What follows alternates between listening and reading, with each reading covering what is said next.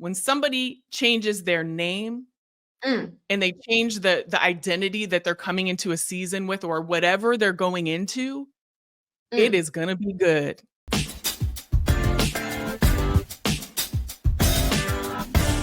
Welcome to We Need to Talk Now, presented by AT&T. I'm Alicia Jay, and I'm here with the one and only Ashley Nicole Moss, who's doing all the things. All the things.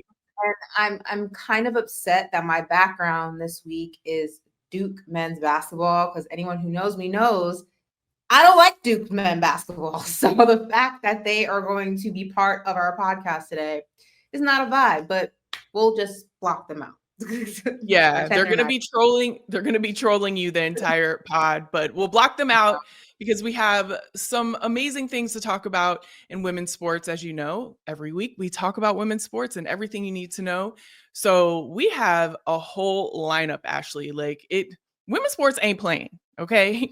Booming. They ain't playing, and we aren't playing either. And we're going to be diving into everything and anything, and we're going to do that each and every week. But if you are not locked in, you cannot be locked in.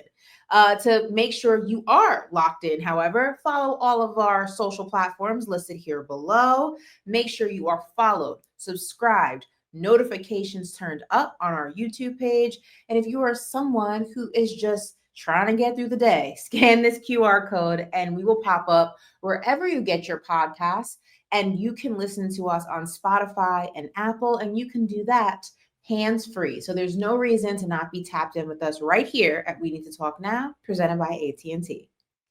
Yeah, you have to tap in because we have so many things to talk about. You're going to get alerts for WNBA preseason, NWSL chaos. I mean, all the things that happened there and so much more. But Ashley, we have to open up the show with something. It's a surprise for you. I was looking through the comments. Yeah, I was looking through the comments, and there was one that popped up that we have to take a look at. And yeah, so right here, the lady on the right, and that would be you, looks like Tyla. Do I? I don't feel like I look like Tyla at all. Listen, sure. Tyla's beautiful. This is no knock. I love her. I love her music. I love her fashion. But I don't feel like we look like each other, like at all. But it's a compliment. I was going to say, I don't feel like you necessarily look like each other, but what a compliment. I mean, okay, the lady on the right looks like Tyla. I'll take it. Listen, I will take it. I don't think I look like Tyla, and I don't think Tyla would think she looks like me, but there's worse people that you could be compared to, so I will take the comparison. Thank you very much. M. King difference. I appreciate that. Yeah, so I have a question that, people would probably want to know. If you don't think you look like Tyla, is there anyone that you think that you look like or you favor? I've gotten not so many. I've gotten like the same 3 people. I've gotten Christina Milian, I've gotten Lori Harvey, and I've gotten, there's one more person I'm drawing a blank on. Those 2 are the most, Georgia Smith. Those 3 I get in rotation. So it depends on like the person and like whatever, but those 3 people I constantly get. And I don't think I look like them, but I think we have similar features. So I think that kind of like goes hand in hand for some people. Like I can look at Georgia Smith and like see features of myself in her. I can look at Lori and see features of I don't think we're twins, but I can see features of my face in those 3 women. So I guess it kind of like, to some people, it's like, oh, you guys look alike. But I don't think we like look alike. I think we could be like cousins or something. Like we have similar features. What about you? Do you get anybody? For me? Yeah. So this one, I don't look like her at all, but I get it all the time, is Candace Parker, because they see, to be honest, let's just keep it real. Huh? I can see like features of Candace in your face. Yeah, but they see the height. They see I'm so serious about this. People mistake me for people who don't look like me all the time just because I'm also tall. I just get random basketball players. Oh, and I'm like, no, I don't look like them at all. Like I'm just the same height as them. So it's more of like a height comparison thing. Like people just see tall and they're like, oh, she must be this person. Yeah. Yeah. But I get Candace Parker. I can't tell you how many times at, if I'm at like a women's basketball like event or something like that, I get people yelling it at me and I'm like, nope, not her. Alicia Jay. That's who I am. I think, Alicia Jay. has So anyone like ever tried to when I was in London and I was going through the airport, several people stopped me thinking I was Georgia. I was like, can I get a picture with you? And I was like, do they have CBS out here? Like, I was like confused. And then when like they said, one of the girls that took a picture with me was like, I love your music. And she named a song. I was like, oh, you think I'm Georgia Smith. Like, I was like, that's not who I am. you're But like, it's not. I had to tell We're her, not the same. like, oh no, I'm not Georgia. Like, just he looked at me with such Well, disappointment. Like, I'm sorry. I can't. yeah. Well, whether it be Georgia Smith or Candace Parker or whoever, we're in great company. I will take it Yes, all day long. Like take it for beautiful sure. people to be compared to. That And we part. have yes, and we have a beautiful week of women's sports that we're going to recap, Ashley, right now. Now, get this, at the Madrid Open, it was suspended on Monday as both Spain and Portugal grappled with a major power outage. So, I mean, the power was holding some great tennis back for sure. Coco Gauff and Mira Andreeva had just finished up their matches when the power went out. So Goff posted that the locker room was dark while Iga Swiatek sat in a darkened players' lounge ahead of the match, which is really wild to think about. Like, think about being pumped up for something and then no power at all. So definitely something to circumvent there.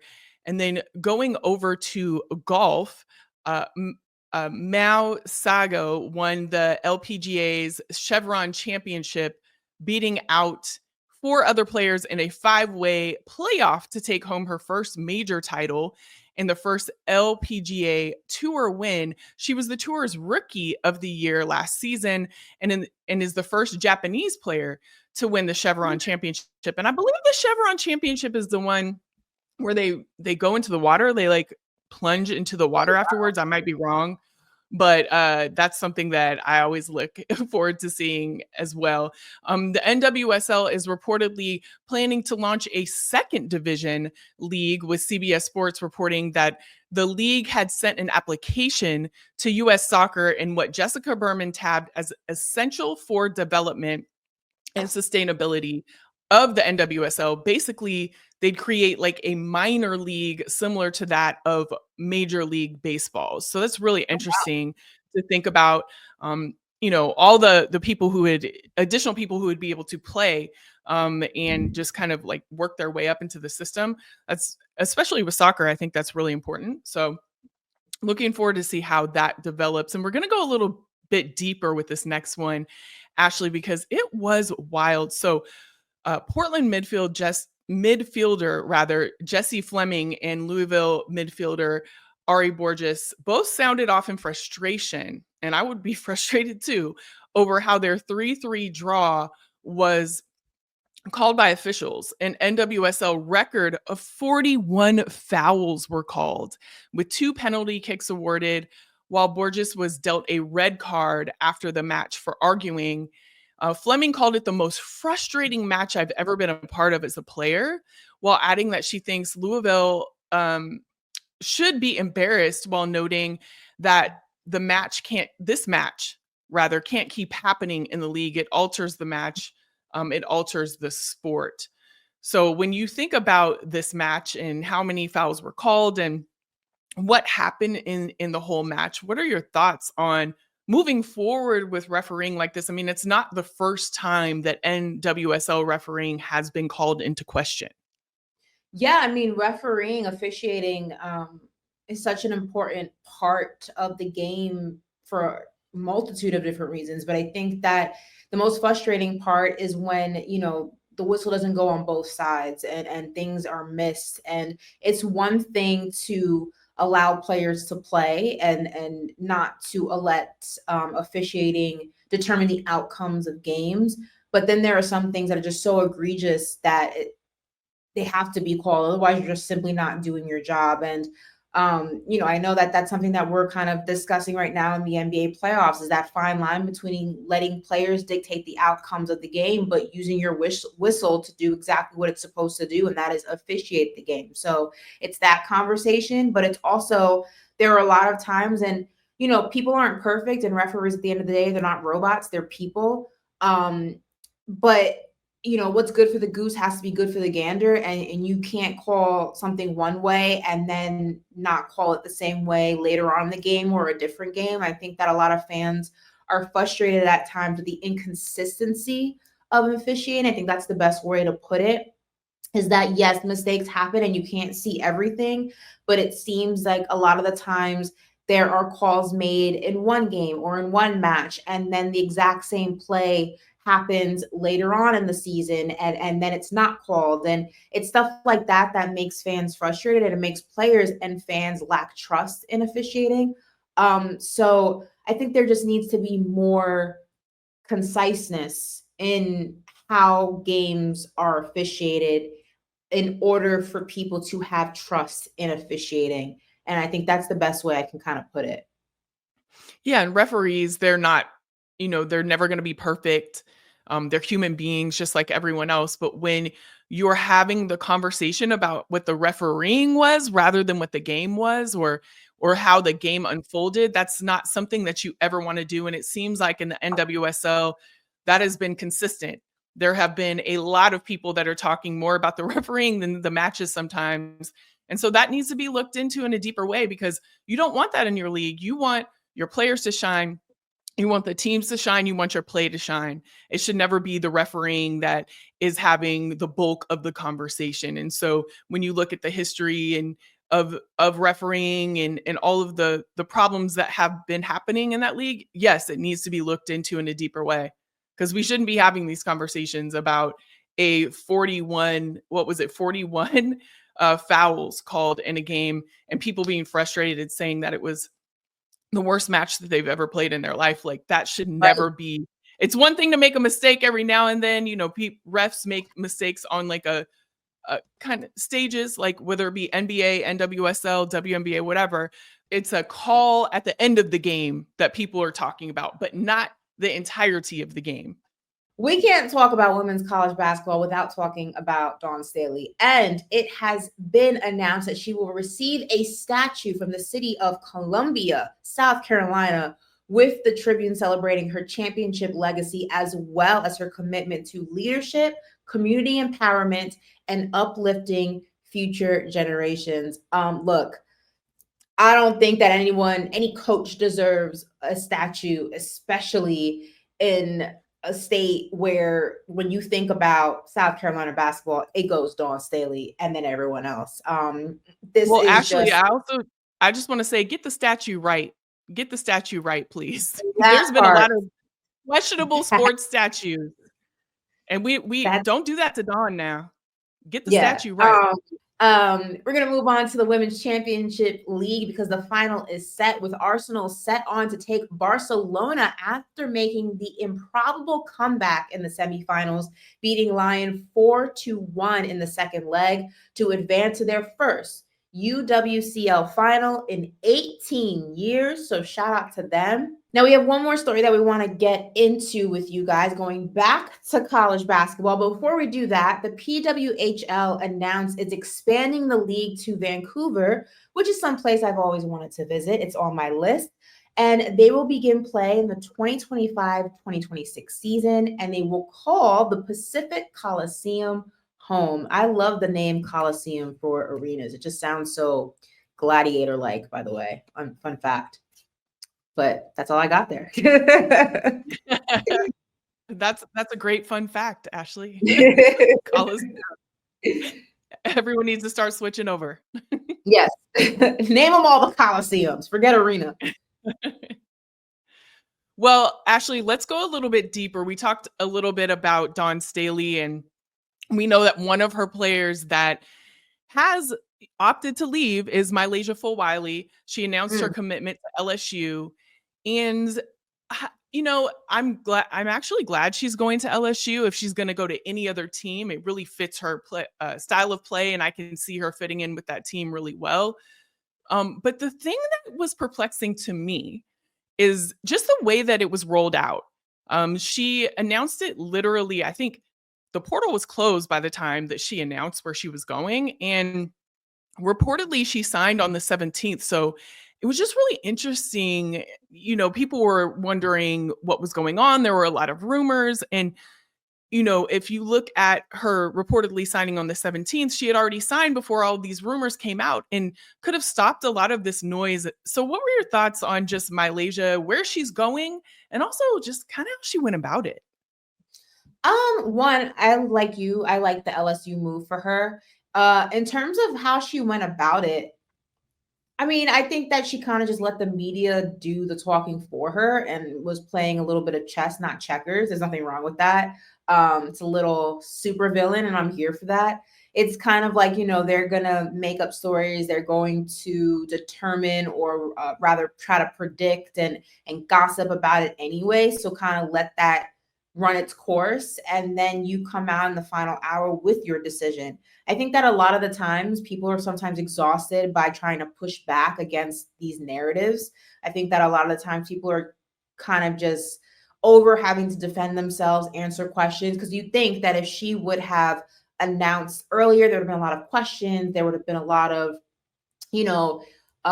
quotes, false quotes. You know how everything chaotic when it comes to trades, transfer portals, and everything in between in the world of sports. Sometimes this race to be the first can just kind of cloud everything that's important and everyone's judgment on how to do things the right way. And I think she just probably just didn't want to be part of it. It was already kind of a contentious, just polarizing conversation. And I think she just wanted it to like run its course and then she come out with the actual truth so she could focus on what's next. And that is her new season with LSU. So I don't have an issue with how she did it, honestly. Yeah, it was just kind of perplexing to me that you would Yes. already know. Yeah, you would already know where you're going, reportedly. And then, all of this like chatters coming out. And she even participated in it because she refuted some of the Yeah. things that were happening. And so just really interesting. And, I guess we'll see how people deal with that moving forward. Obviously, the transfer portal was a lot of conversation. We had a lot of conversation around it. And it'll be interesting to see how people use it in the future for, either more chatter or to get to a place that they want to be that maybe wasn't in the running before or whatever the case may be. There's power in it, right? There's power in the portal. So it'll be interesting to see how people move forward. But that was definitely a case that I wanted to talk about because it wasn't, we've never really seen it used in that way before, for the conversation or to get to LSU or whatever the case may be. So very interesting. Yeah.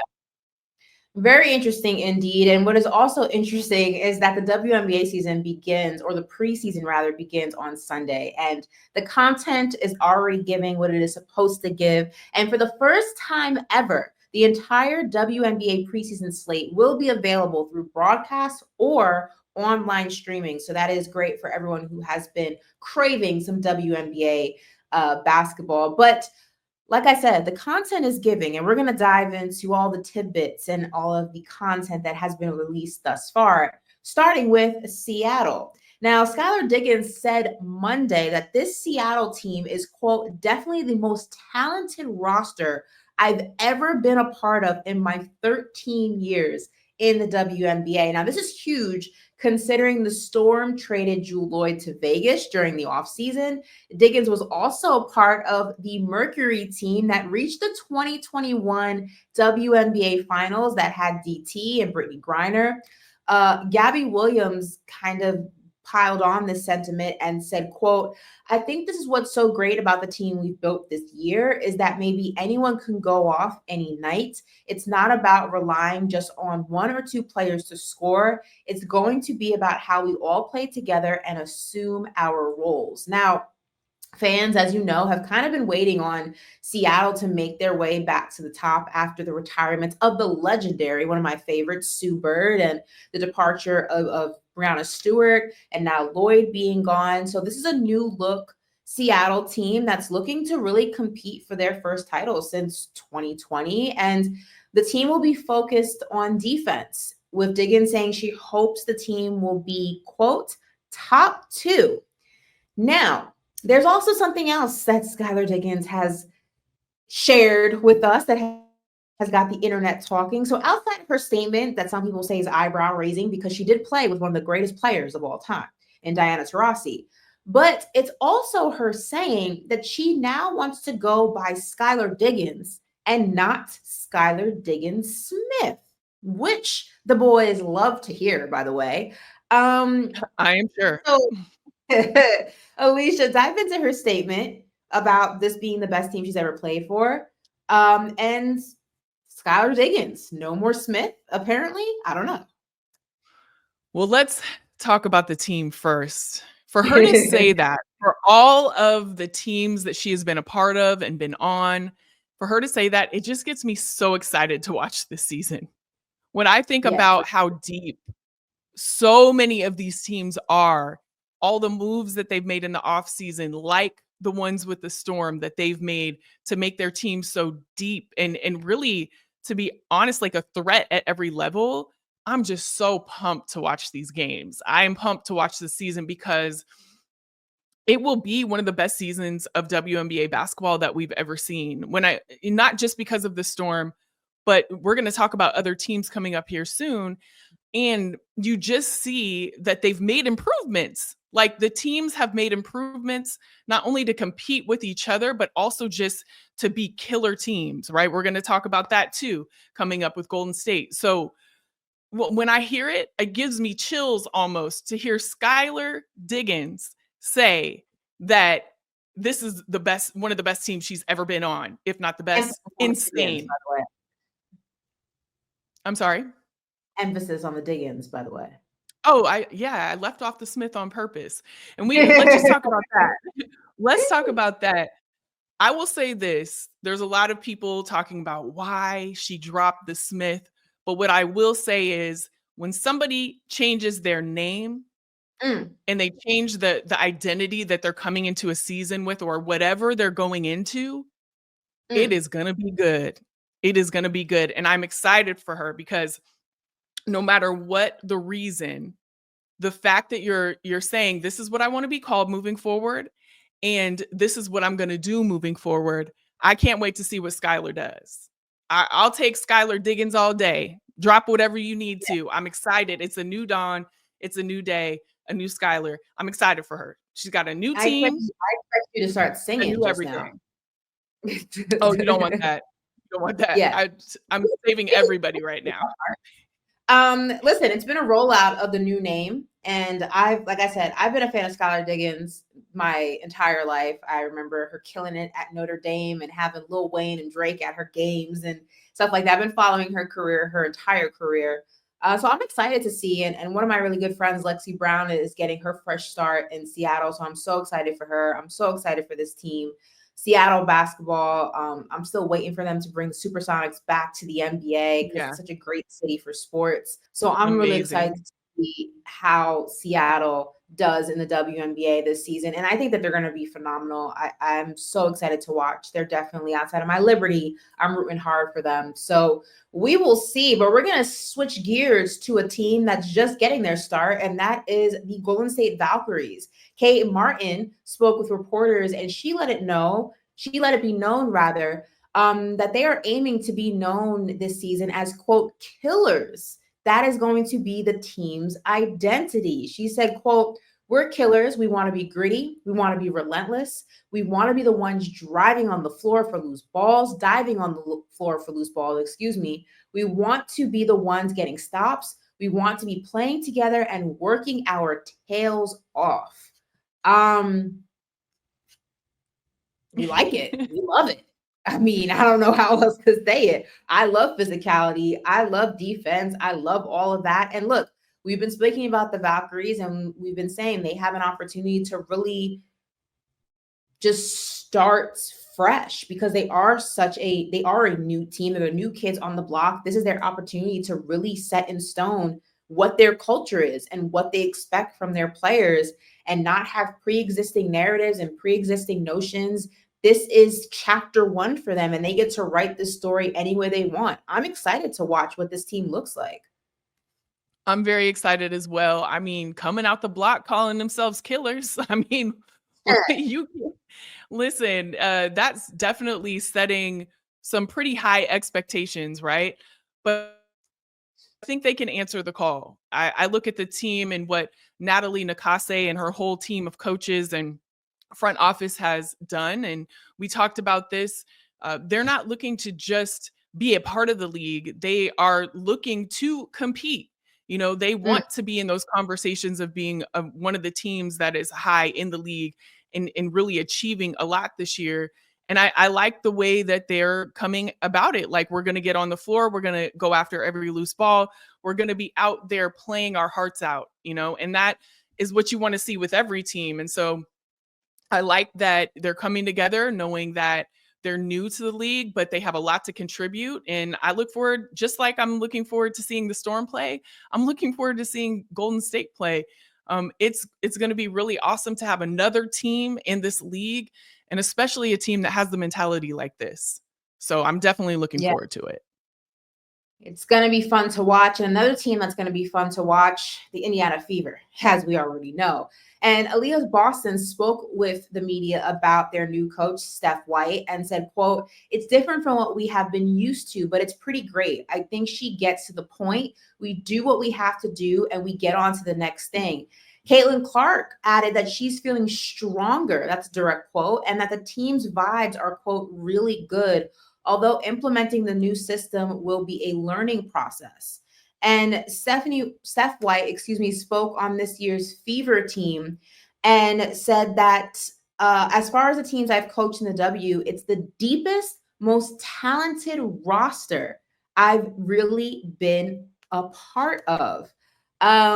Another big statement. There's a lot of big statements coming out of you media availabilities for these W teams. What do you make of this one, Alicia? I mean, the same as what we've been saying. We've been seeing pictures of Caitlin Clark, and she indeed looks stronger, especially her arms. People have been talking about that on social media. Yes, and makes me want to lightweight get into the gym. So we'll see. But notice I said lightweight. But, again, what it just makes me excited about is a league full of people saying that this is the best team that they've ever been a part of. It is going to be scary good this year. And if you're not excited about, the WNBA, you really aren't paying attention, because the moves that they've made, yes, they have one of the best, WNBA players, if not the best WNBA player in the league currently, right? You have that, and that's great. People focused on it last year, and it was awesome. But now you have a team full of players who are phenomenal, that really play well together. And you have a coach that has coached some of the best, right, in her career, saying that it is the deepest, most talented roster that I've ever been a part of. That's a huge statement. And it's also just a huge statement for the league that all of these teams are coming in. And I know people are going to say, well, that's what you're supposed to say about your team coming in. No, look at the rosters, look at the moves that these teams have made, and you will see that they're telling nothing but the truth. So we're going to see some great competition this year. I can't wait. I know that's right. And I can't wait. But what we can wait on is maybe giving out nicknames that just aren't quite there yet. And we're talking about Paige Beckers and Dejanay Carrington. And they're having fun in camp, with Paige tweeting from the Dallas Twitter account, quote, "Dejanay can't guard me," while Carrington wrote hashtag get Paige some sunlight, which is hilarious. But one of our followers rather, dubbed them the, quote, "blonde baddies," which begs the question, should this be the new nickname for Paige and Dejanay? And my answer is simply no. No, we need to go back to the drawing board with that. That's not it. The blonde baddies ain't it. It ain't sitting right. Yeah. It's just there's no harm in taking our time and coming up with the right one. Yeah, You know? we've got plenty of time. We haven't even truly started a preseason game yet. Let's see how they play together. Let's do other things so that we can craft a better name because while I Yeah. appreciate the thought, I think And it's the comment. Thank you so no for me. much. Yeah. Yeah. Yeah. Blonde baddies, huh? All right. But I will say this though. I love all of the chatter that is already happening about the W. When you see these players know how to market themselves and they know how to have fun, and they also understand that social media is a huge driver in the marketing of this league and the players in it. And so I love that they're just like, tweeting each other and doing all of these things early on and having fun. So I'm looking forward to a lot of that this year too. We've already seen a lot of it. So we'll be talking about it here, that's for sure. But another thing that we need to talk about, along with all of these amazing things that are happening in the league, is the continued growth of the league. And Las Vegas Aces star Asia Wilson, she had a lot to say about the recent boom that has happened in women's sports, and that it wasn't surprising, noting that it was only a matter of time. And I'm actually going to read quite a lengthy quote, but I think that it's important that we hear all of the words that she said about the league. So, women's basketball has always looked like this to me. I mean, it's always looked like it was blooming and blossoming because that's the world that I live in. It was just a matter of time.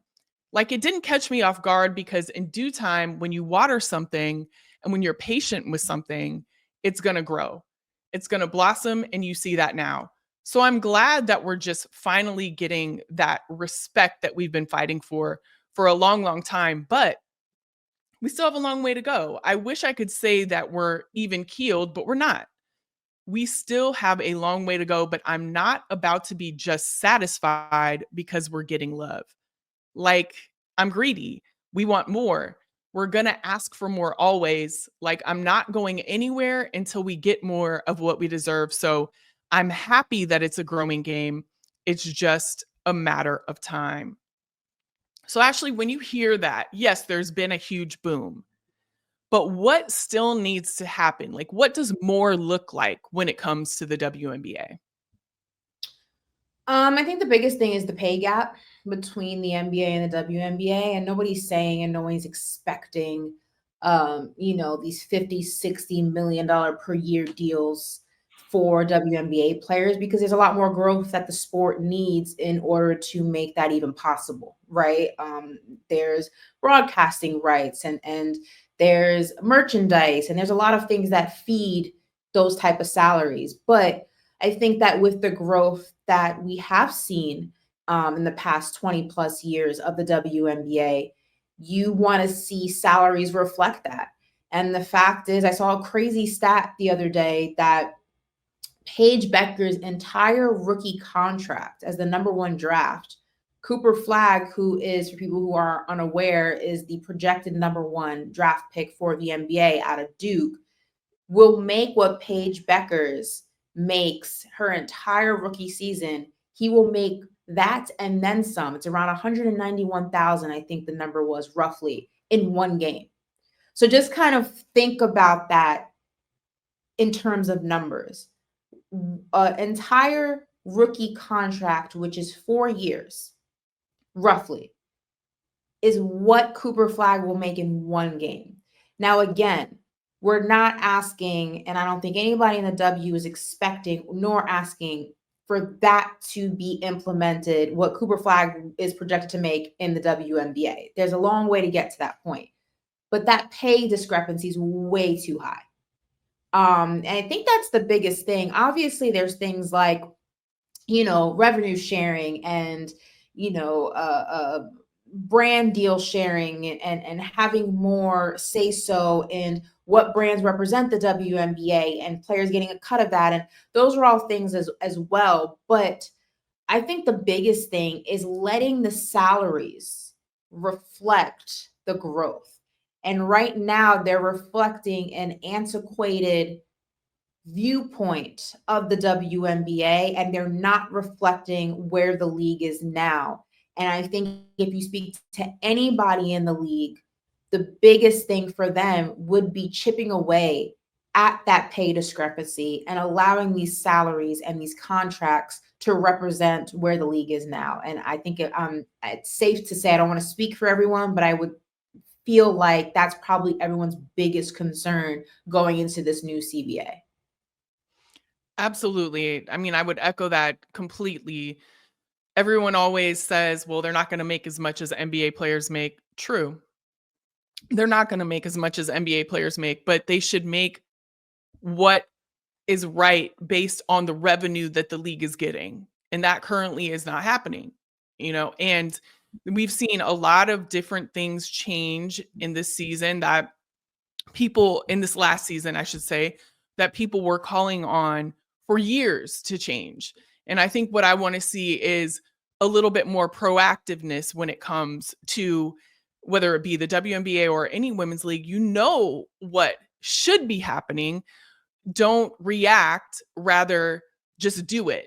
Do what you need to do to make the league where it should be, whether it be, within salaries or travel or having a facility that is solely dedicated to the team to practice in and make sure that everything that they need, I want every team to follow suit in that. I think most are. If they haven't announced it, you should already have announced it. There are things of that nature that are just baseline things that should be happening in these leagues. And then you also want to talk about healthcare and, the mothers in the league that are looking for more time off. There are so many things that should have just happened as a standard thing that they are still fighting for as well. That can just happen. It's not even based on revenue sharing. Yes, there's going to be some money involved when you talk about healthcare and travel and all those types of things. But these are things that, you don't have to wait for, you shouldn't have to wait for a CBA to change. And I'm not talking about one league. I'm talking about across the board for women. So I'm looking for, not only the things that we're seeing that are changing, but just change the things that you should. that shouldn't even be a question when it comes to that. So I think honestly, before we move into this interview that you did, speaking of the WNBA and the changes that we're seeing, my last point on this is simply, I think that by addressing the pay issue, everything is kind of a domino effect, because I think that the discrepancy and the issue in pay is a reflection on how you view the talent and how you respect the talent in your league, right? I think that you pay what you think someone's worth is and what their value is. And I think that by addressing that issue, if you see someone or something in a higher value, it's a trickle down to all the other things that it's a trickle down to all the other things that you associate with a higher value. So if you're paying somebody $1 million a year, you want that $1 million investment to be comfortable on flights. You want that $1 million investment to have, healthcare in case they, feel ill during the season or something, God forbid, an injury. You want that $1 million investment to have proper, childcare if they have a child. It's all a domino effect. So I think that by addressing the top of the pyramid, everything else kind of falls into place. And we're going to see what that all looks like after this particular season when they go into CBA negotiations. And hopefully we're having a very different conversation, and we'll definitely be keeping our eyes and ears open for any news that arises, in the interim while we wait. But talking about the W and all the changes, we had a new rookie class that came in this year, and you actually sat down with the unicorn herself. That is what I'm going to be calling her on this show, because that is what she was dubbed, and I am nobody to take away someone's nickname if it's a good one. No shade to the blonde baddies. That part. WNBA rookie and number 2 overall pick, Dominique Malonga, ahead of her first season in the WNBA. Alicia sat down with her. So excited to check this out. So let's check this out. Thank you so much for being here, Dominique. Thank you for having me. Before we start, I want to ask, because you're new to the W, and people might not know, but do you like to be called Dominique, Dom? Like, what do you like to be called so that we all know this? Dom. People calling me Dom usually. Yeah. So Dom is okay. Yeah, it's okay. All right. Well, you're going to hear some Doms in this interview. I just want to make sure before we start. So listen, you are the youngest draft pick in WNBA history. What does that mean to you to be the youngest draft pick? I'm one of the youngest because the three international, me, Aisha Sifka, and Yustira Tite are both 19. So Okay. the three youngest, but yeah, be part of this elite player as young as I am, and to be drafted that high in this draft is really amazing. It's just show that today European basketball is something great, and we're developing great player, great prospect there, and who are ready to showcase in America what European basketball looks like. So I'm so proud to be able to represent this high level basketball here in America. Well, we are so excited to have you. And as being one of the youngest to ever be drafted, what is it like, going from you're 19 and you're drafted into the WNBA? What has that process been like for you, at your age? Like, I wasn't doing anything at 19. Okay. So to go into the W, it's phenomenal to me.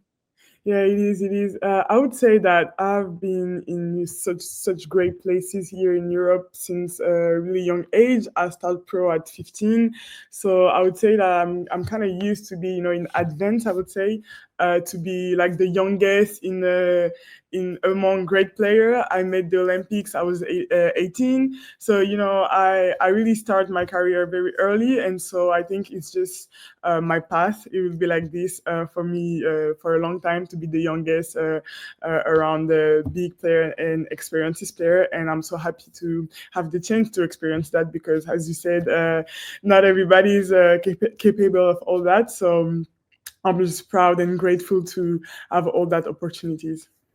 Well, you're definitely doing it flawlessly from the outside looking in. And, it's kind of common practice internationally to go pro at a younger age, but not a lot of people can say that they've gone pro at 15, right? We're talking about you going into the WNBA at 19, but going pro at 15, what was that like? He was something for it, because I was for 2 years in the academy with my school. I was in high school at this time, and I was supposed to stay there for 4 years. But after my second year, I got like I would say seen by Tony Parker. He wanted me to become pro like very like now, because he was like, you have nothing to do anymore with the young. You have to play pro right now, because you're gonna improve your game much way faster than if you stay with the pro. So with the young, sorry. So it was kind of obvious for me to go there and to have this new experience in my life, to do that big step very early, because I would be. And at that time in Lyon, it was great players as Sandrine Grilla, for example. And so I had the chance to learn from that players. And it was just amazing years for me. I learned a lot. I improved a lot in my game. And I think that's all that which helped me, to being drafted today. Well, you just casually said Tony Parker thought you should go pro early. I just want to say that. That's not very casual, but that's an amazing thing. So you talked about your pro experience, but how do you think that is going to prepare you for the W, like going into playing in the WNBA? I think it's gonna help me a lot because I earned a lot of experience those past few years here as a professional in France. I played high-level basketball here in the French league, because it's a very, very competitive league. We have international player, really great player who has a big role in their home countries. I played European basketball also with the national team. I played the Olympics, so I had a lot of high-level games. I made great players in Eurocup too, and so I think for me, those 4 years as a pro here really helped me to grow really fast. I think those 4 years represent maybe like 6 or 7 for people at my age, or who are still in the young path, I would say, in the academies and stuff.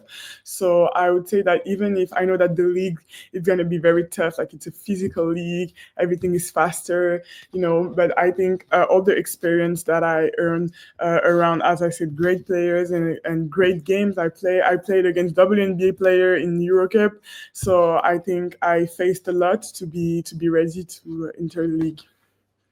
Well, you certainly sound prepared. I'm really excited to see what you do in the W. And one thing that I'm excited for you to experience are the Storm Crazies. I mean, they have a phenomenal fan base, one that I have, I'm from the Pacific Northwest, so I've been a part of for years. But what are you looking forward to the most in Seattle and with the fan base that they have with the Storm? It's a lot of excitement for me because in France, we have viewers, but we don't have like really fans, who support. You have people coming to the gym, but we don't have this really fan base, that you feel that it's behind you, every time. So I just can't wait to see what it's like to play in like a full house, 1,000 of people, because it's not full house every day here. And also I heard a lot of good things about the city of Seattle. So I just can't wait to go there, discover, because it's a whole new culture for me. Born in Cameroon, grew up in France, and I never, like, I went to America for vacation, but never, lived there. So it's just a new country, and I love, to travel the world and to discover. So I'm happy to have this opportunity to discover a new area. Well, you're absolutely going to love it. Let me tell you, as someone who's been to Seattle many times, it's going to be a great thing. And on your team specifically, Gabby Williams is on your team. What does it mean for you to have that connection with her already on your team? Like, she's going to be one of your teammates, and I'm sure you played at some point or know about her, obviously being from the same area. So what is that connection going to be like for you? And like, what does it mean to you that she's already on a team that you're going into? I think it's great that I have a friendly face in this team. So maybe she will help me to like fit in the team. She gonna give me some advices, and I think she really gonna help me a lot, as she does already in national team. When we are there, she always there, talk to me, give me advice every time. And I played with her in Lyon too, so I think we kind of know each other. So I think it's gonna be an easy part for me to integrate the team thanks to her. I mean, that was just a small sample size of that entire conversation. I mean, Alicia, what can we expect from this? You sat down with her freshly off being drafted, which is always very cool because they're, doe-eyed, open-eyed, so excited. What were some of your takeaways? What we can expect from this conversation? My takeaway just the whole time I was interviewing her was she is a star. She is an absolute star.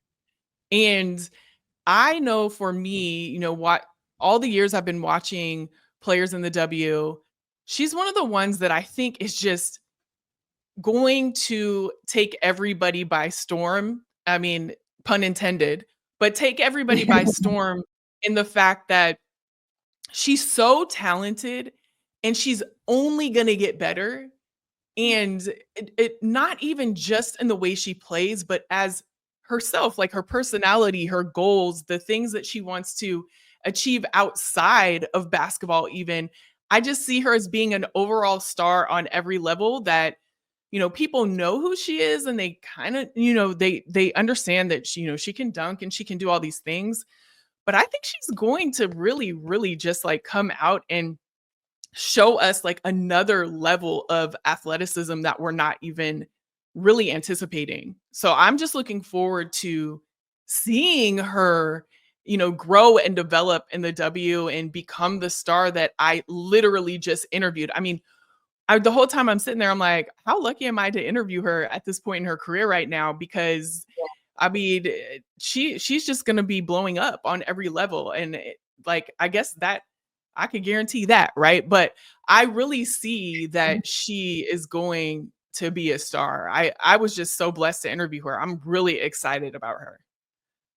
Yeah, and I'm excited for everyone to watch this interview. So, as always, if you don't catch it live on this podcast or you don't catch it within this podcast, you can catch it on our YouTube page. So make sure you check that out.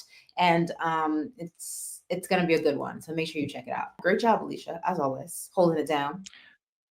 Thank you. Thank you. It was definitely a great interview, and we have something great for you right now. It's now time for AT&T Guarantee, presented by AT&T.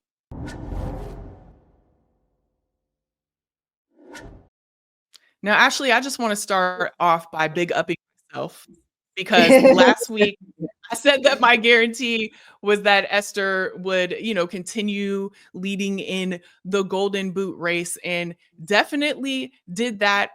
Had 3 goals on the weekend. So I just want to say I did that. My guarantee was complete. It was 100%. I was right.